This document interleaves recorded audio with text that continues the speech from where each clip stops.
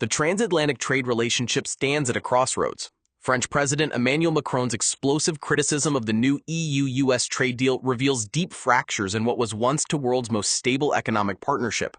With $235 billion in trade imbalances and dramatically asymmetric tariffs, Europe faces a moment of reckoning. Over the next few minutes, we'll examine Macron's warning that Europe wasn't feared enough, analyze the lopsided terms of this agreement, and explore what comes next for these uneasy allies. Macron's criticism.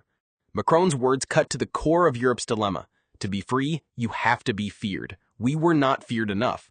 This stunning admission reveals the fundamental power imbalance in these negotiations.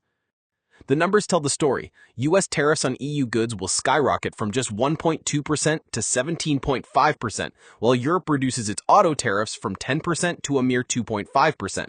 This 7-to-1 asymmetry explains French Prime Minister Bayrou's characterization of this as a dark day of submission. But this isn't just about tariffs, it's about whether Europe can project economic strength when facing its most powerful ally. Macron suggests the answer, thus far, has been no. Trade imbalances. Beneath the political rhetoric lies an even starker economic reality. While Europe enjoys a $200 billion goods surplus with America, primarily in cars, machinery, and pharmaceuticals, this masks a crushing $110 billion deficit in service trade, where U.S. tech and financial firms dominate. Notice how the new tariffs specifically target Europe's strong sectors while leaving America's service advantage untouched. This explains why French officials call it a $2 trillion surrender. Europe failed to leverage its market size to rebalance these structural inequities. Europe's trade defense. Enter Europe's trade bazooka, the anti-coercion instrument. Activated just last December, this revolutionary tool goes beyond tariffs, allowing restrictions on U.S. procurement access and even intellectual property rights. Compared to traditional tools, it's a quantum leap in retaliatory capacity. But here's the catch. France can't deploy it alone.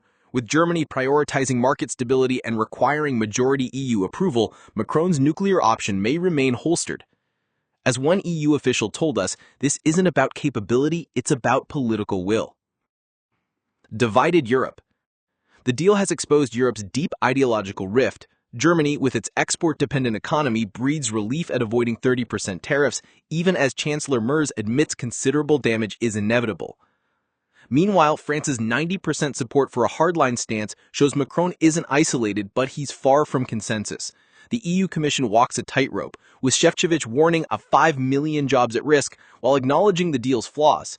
This isn't just policy disagreement, it's a fundamental clash between German pragmatism and French sovereignty-first principles. Conclusion. Two paths now emerge. The hardline approach, activate the anti-coercion instrument, demand renegotiation, and risk short-term pain for long-term sovereignty, or the pragmatic route, accept this as the new baseline while quietly strengthening Europe's competitiveness. Macron's warning echoes beyond trade. He says this is about whether Europe will be rule maker or rule taker. With the US election looming and global alliances shifting, the coming months may determine whether Europe can transform Macron's fiery rhetoric into real economic power. The question remains, will Europe learn to be feared?